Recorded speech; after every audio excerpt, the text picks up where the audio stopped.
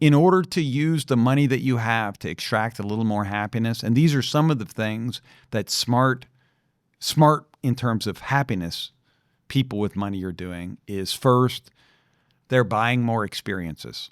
So instead of buying a car, you're taking a trip or you're going to a restaurant. Instead of buying a yacht, you could take, I mean, not that you would do this, but you could, for the price of a yacht, you could take 10,000 people on a 10-day cruise and charter the whole cruise ship, probably. Right. And the idea is that the yacht is something that very quickly you adapt to. Yes. I mean, I think most people can see this with their car, right? Like a lot of people will buy a new car and they're very briefly excited about it. And then, absolutely, 6 months later, they don't even notice the car anymore, but they still have the car payment. We have a cousin with a Beamer, and then he got a Porsche.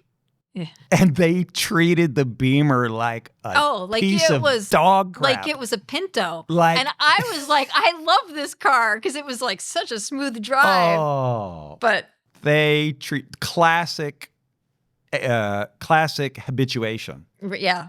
And so there are traps. There are traps to this. When you're buying any big goods, material goods, you quickly adapt to that. Yep. And so any joy that you would get out of it is just gone. But if you go have a fabulous dinner at Commander's Palace, that's a plug for our Commander's Palace. We do love that place. Commander's Palace. Yep. Lally Brennan and T. Martin. Yep. I mean, fabulous. Own that place. Do a great job. We go there, we bring people there, and it's not just that the food is amazing. It's that we're there, we're happy, we anticipate going there, we enjoy it while we're there, we talk about it after. That's called the triple play. Right. So anticipate, experience, relive. And it's great food, and which would already be an experience. But on top of that, it's also a fun, uniquely New Orleans experience. Yeah. And that's worth a ton more money than they're charging. Yeah. And there's a lot of bang for your buck. Yeah.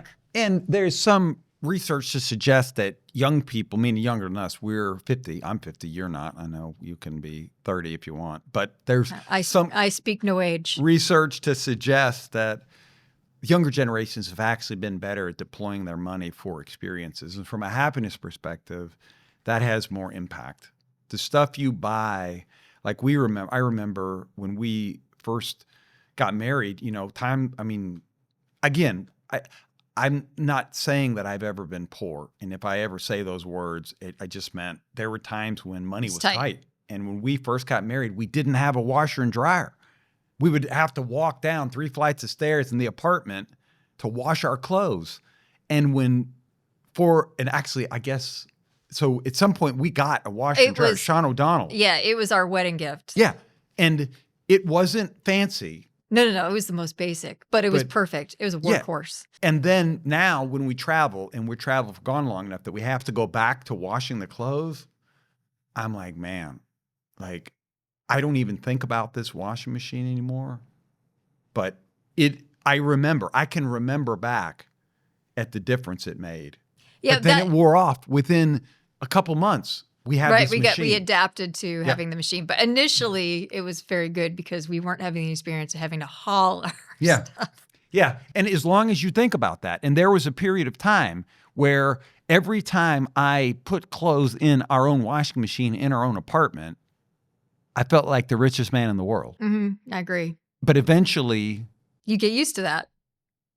And now it's been years now since we've had a washing machine. We've been married, 21 years now? 20 years? 20-some? Almost 21. Yeah.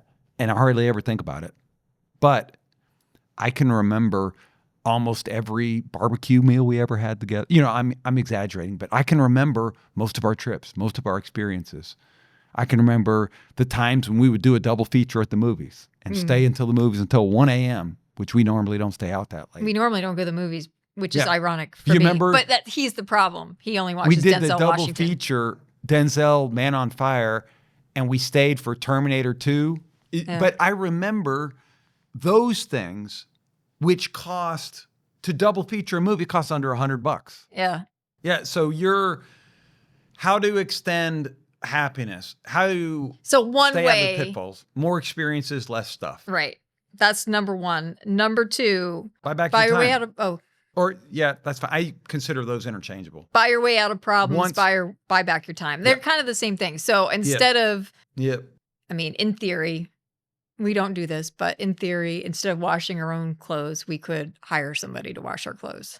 Yes, or instead of, we owned a vacuum cleaner at one point until I gave it away because Cindy, with her ability in data science, should not be vacuuming. There's somebody who can do that better, cheaper, or faster. And so if you like we got a buddy of ours, Nate Self, and he loves cutting the yard. Mm-hmm. A lot of people actually really like that. And if you love cutting the yard. It's like a hobby, I mean. Yeah, if you love cutting the yard, cut the yard. But me, I hate cutting the yard. Yeah, I don't like those chores. And it's insane if you have a little bit of discretionary dollars.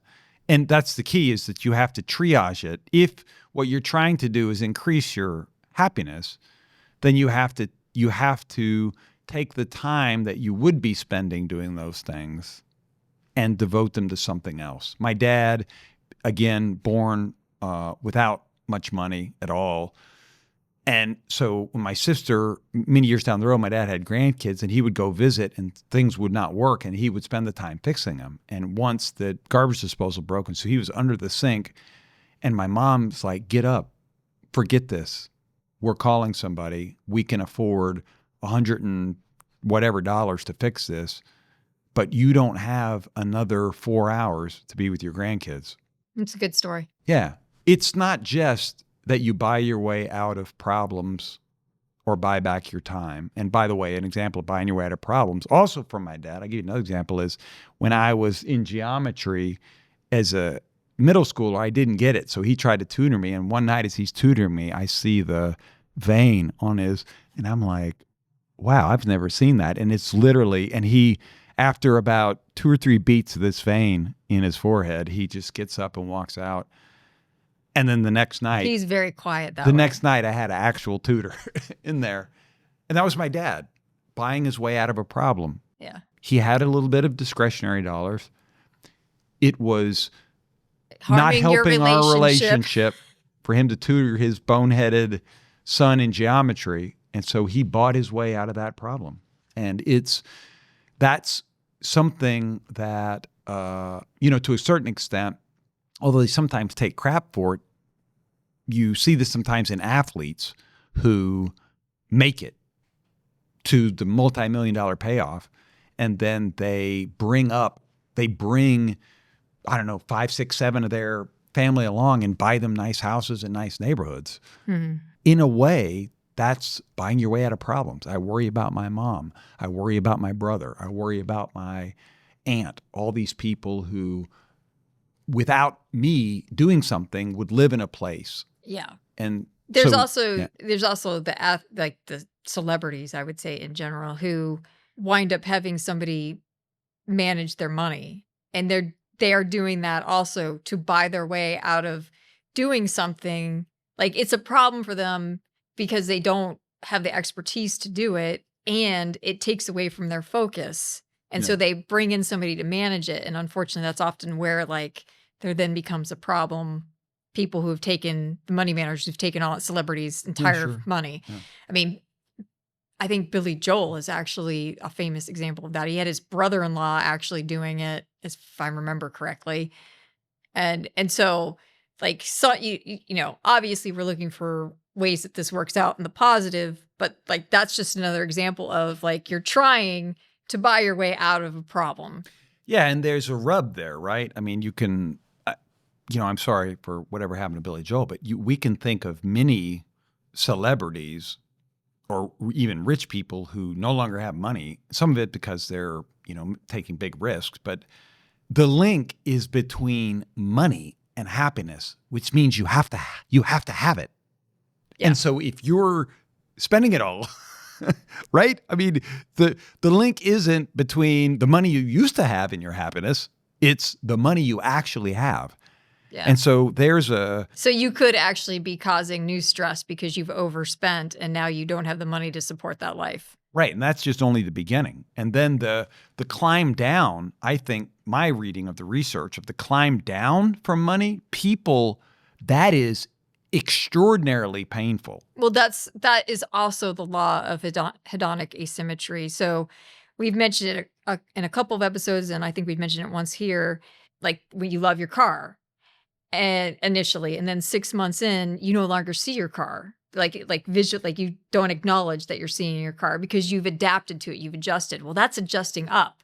But the other side of the law of hedonic asymmetry is you adjust up very quickly to a reward where it no longer becomes a reward, but you never adjust down. Yeah, Cindy and I have a rule kind of related to a lot of these ideas we've talked about. Our rule is we never stay at 5-star hotels because we find that nobody has a good time. Yeah, for a couple of reasons. Number one is there's nothing above that.